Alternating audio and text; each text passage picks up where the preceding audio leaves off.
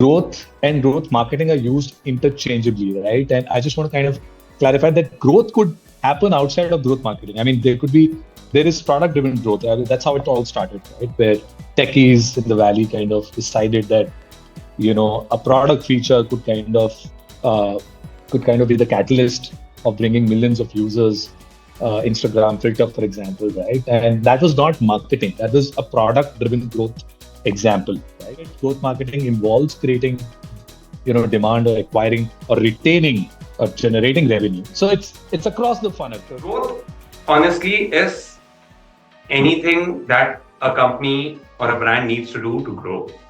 And in the early stages of a company or a brand, everything is growth. As you scale, then you start seeing the role and need for separate growth versus performance versus brand, right? It's come from the valley where they built out these large consumer platforms, whether it was Meta, with Facebook, Instagram, all of these guys saying, hey, we have built out large platform, we have got 50 million college kids who have signed up. How do I drive 50 to 150? How do I get these 50 to come back more often? And how do I drive 150 to 150 to 300 million? Your job is you have 250 million people. How do you get them to come more often? And how do you get their retention rates to go up, right? Any case study that comes to your mind of where a startup brand took a different approach of, maybe going right up to the top in the launch phase itself, or maybe sticking to the lower phases pretty much throughout the life stage. About when they came, they were talking about nostalgia from day one, right? There was a proposition around nostalgia, but that was very, very closely tied to the product proposition itself, which is about,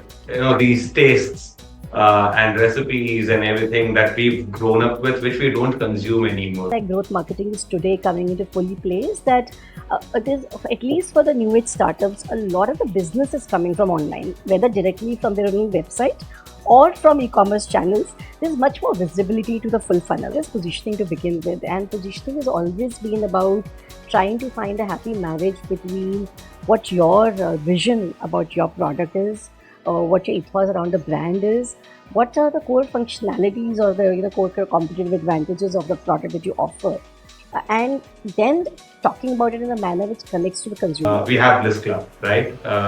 It's a brand that's performed really, really well in the first 12-18 months. It's scaled very, very well. Struck a big chord because there's a massive gap in the market where there aren't enough brands that create leisure activewear for Indian women, for Indian body types.